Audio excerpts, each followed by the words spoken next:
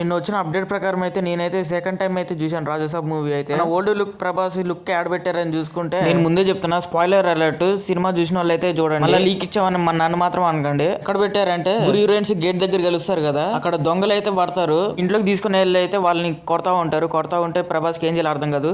అంతమంది దొంగల్ని ఎట్లా ఎదుర్కోవాలో తెలియక ఆ రూమ్లోకి వెళ్ళొద్దు అంటాడు కదా సైకాలజిస్ట్. అయితే ఆ రూమ్లోకి వెళ్ళి దుంకుతాడు. ఇంకా దుంకి అప్పుడు ఓల్డ్ లుక్ ప్రభాస్ వస్తాడు. ఆ ప్రభాస్ ఎవరు అంటే వాళ్ళ తాతయ్య దెయ్యం అంటే దెయ్యం కాదు, ఆ లుక్లోకి మారిపోతాడు ప్రభాస్. అప్పుడు సీలింగ్ మీద తీసుకొని వెళ్ళి ఒక్కొక్కరిని కొడతాడు.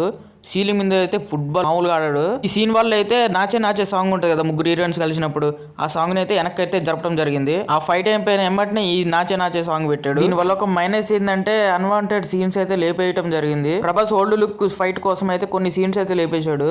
లాస్ట్ కి వాళ్ళ తాతకైతే అంత్యక్రియలు చేస్తారు కదా, ఆ సీన్ అయితే మొత్తానికి అయితే లేదు. నెక్స్ట్ సైకాలజిస్ట్ ఒక రూమ్ లో బంధిస్తారు కదా, అది కూడా లేదు. మనం ఎలాగో చూసాం కాబట్టి అర్థం అయింది. కానీ సెకండ్ టైం అంటే ఈ సీన్ యాడ్ చేసినప్పటి నుంచి అయితే ఫస్ట్ టైం చూసారు వాళ్ళకైతే అర్థం కాదు ఏమేం జరుగుతుందో.